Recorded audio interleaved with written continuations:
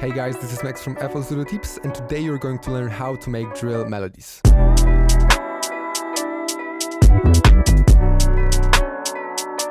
First and most important reason for amazing sounding drill melodies is the instrument you choose. Not the harmony, not the groove, it's the instrument and what comes into it, how you process it. That's why so many people love Omnisphere, because it's packed with tons of already processed with advanced chains organic instruments. Most of the time real recordings of real instruments. That's also a big factor, especially if you want to make your melodies in dark mood and bring the most wow factor into it. Fortunately, I showed you over 20 amazing free instruments you can use for drill and dark trap melodies in our last video. Check it out, it's pretty cool. And as this video is about making drill melodies from scratch, let's get into step 1, make a dark, moody instrument ourselves. And let's go with the Keyzone Classic. That's already a pretty good sounding piano. You will see a lot of drill tracks having this piano that is moving in like with LFO. And that they usually do with increasing the attack here.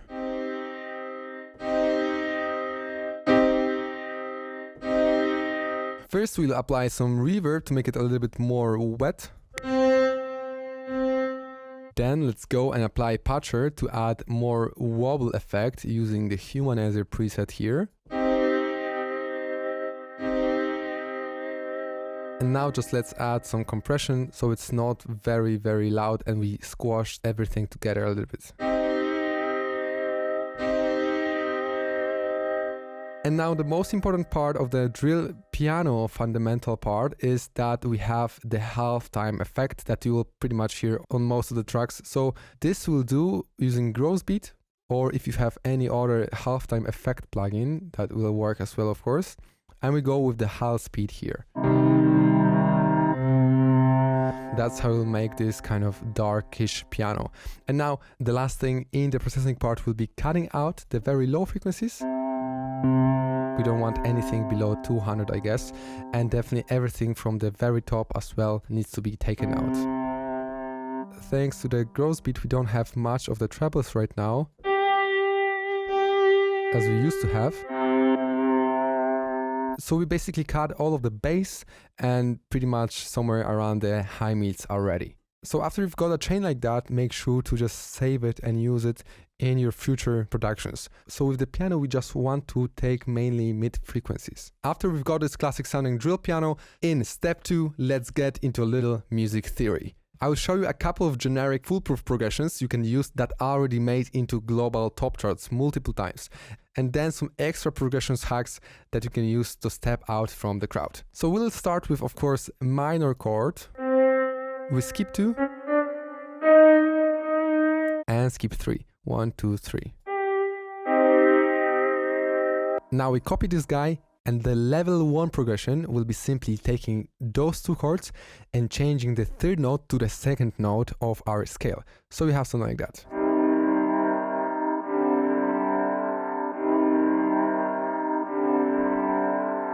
Now you can make a great track using those 2 chords only, but the thing is, most of the time you won't hear the position just of this chord. You should always play with the voicings and double the voicings. For example, take the lowest note here, the root note, and copy it an octave lower. For example, take the G note octave lower, or copy the voicings like that. Also, don't forget that you will have a different type of feeling when you take it to a different scale. For example, let's start with F instead of C. Also, if I just exchange the instruments,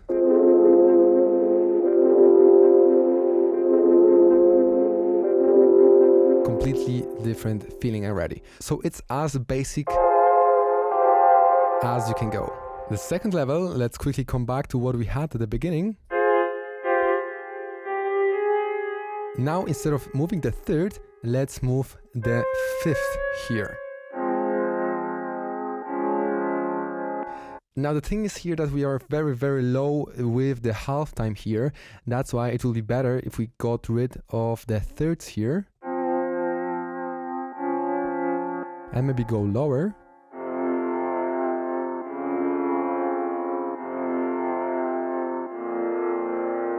Exactly like that. You can copy it second time, make the fifth go up and down here. That's the second level. And now the next level, it will be if we bring back the third, take it octave higher as we had it because we bring back the third. And as in level first, we were removing only the third here, we can also move it up like that. So now let's combine those two levels and take them down like that. And here those two as we had it previously. We can do it a different way like that.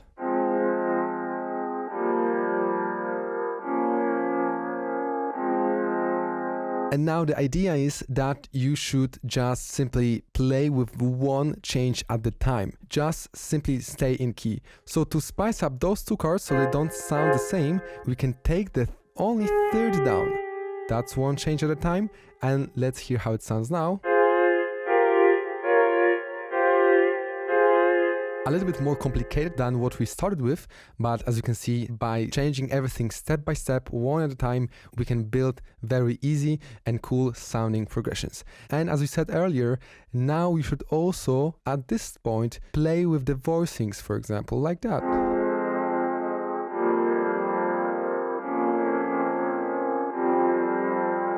Copy some note higher an octave.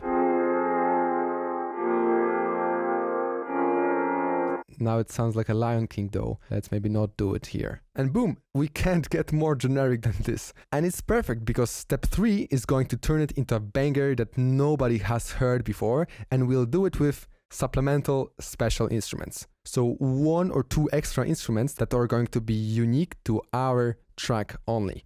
For example, a fiddle or a guitar or a flute or organic synth. That way we make sure that our track stands out from the others. However, we don't want to make random stuff. Even though you watch all of these producers make bangers like a piece of cake, there's a lot of psychology behind it, hours of practice and thousands of bad melodies written before it. So the main idea in step 3 is that we want to make the supplemental instrument play repetitive, catchy and dark motif, or a motif that fits the vibe of your progression. First, what instrument do I need for that? And that depends fully on your taste, what instruments you like. If you want to have more analog style, maybe go with a synth black. If you want to go more organic, take violin or a guitar. I really like this mandolin here from Labs. And I applied a mixer preset from the Patreon pack. So we've got the instrument. Now what do you actually play here?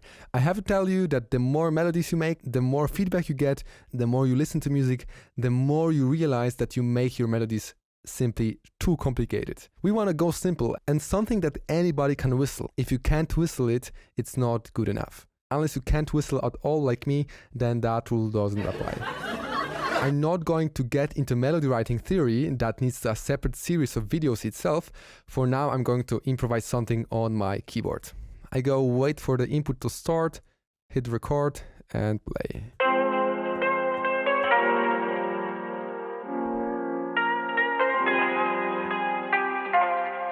Make sure if you're using real instruments that you go off grid at this point. That's why playing it on a keyboard is a pretty good idea.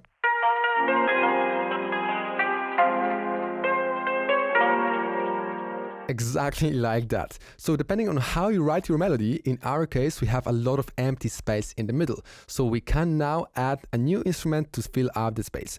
I will go with the Persian knee from the Free Contact Start Factory selection.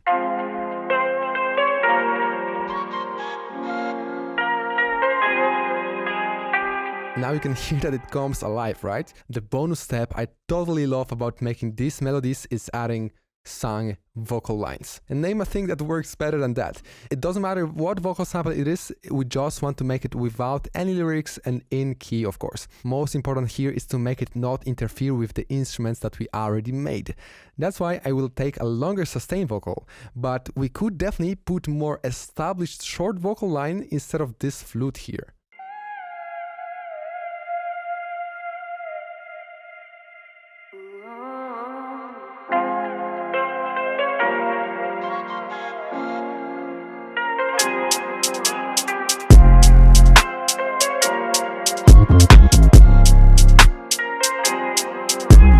Perfect, now Now we know the steps. I want to show you a couple of simple progressions hacks that you might already seen on YouTube, but with my little trick for drill style. One progression, we just go with the minor chord.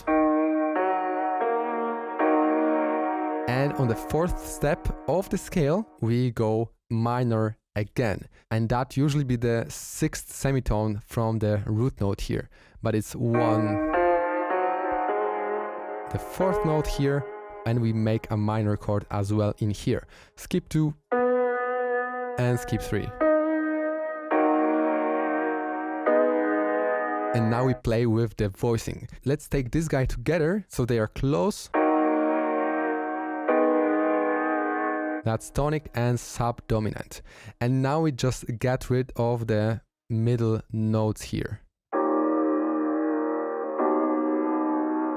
Like that. This progression will be way darker and way more scary and more aggressive, as I would say. So that might be what you are striving for. We can make it shorten and repeat it like that, for example.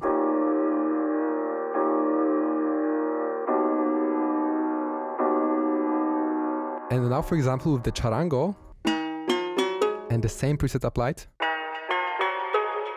you can make a little bit different supplemental melody in here. I made a little bit.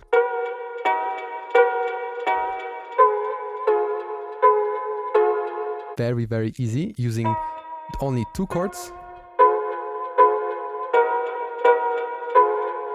This one is diminished. Those are some details that you'll learn in our harmony and chord progressions course.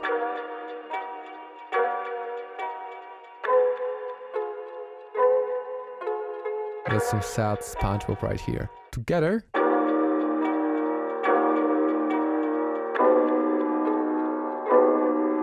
And now if you feel like you still have some more space, you can add another instrument to spice it even more. But the thing is to always keep the balance in mind. For example, our piano here was very stable and didn't change too much. So we could make our charango a little bit more moving like that. And as our charango is moving already, to keep the balance, if you would like to make another instrument to it, for example, a fiddle, we would need to keep it a lot more stable to not mess anything up. That's how we keep the balance throughout the track.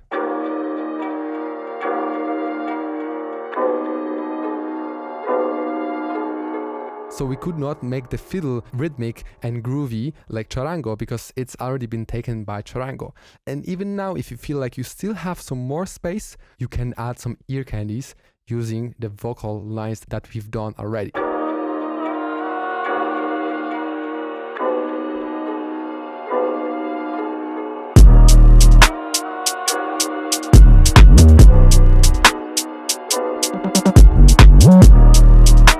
Now imagine that what we have here is dark.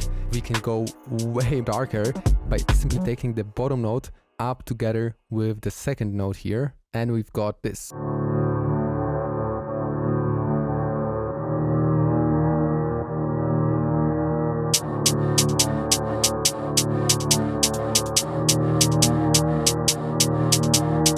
I'm scared already after listening to just this progression. And if you made it up until this moment of the video, you're in luck because this is my favorite progression right here. You can hear it in a lot of global top charts, and that's minor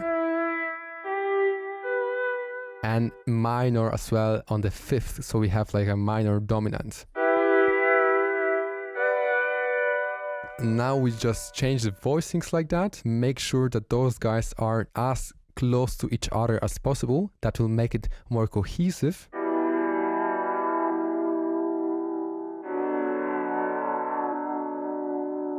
You can already hear that this one can go way more melodic than the previous one, for example. The previous one was aggressive and dark, and this one is a little bit more like chill out, I would say, right? And thanks to that, we have a lot of room to work with the supplemental instrument. For example, this moon guitar right here.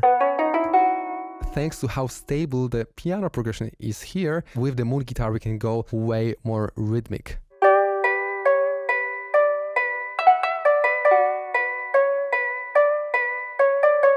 That's the first thing I played, totally random, but in scale. And also again, don't forget about the halftime effect, not only on the piano, but also on instrument like this one to add some more body into it.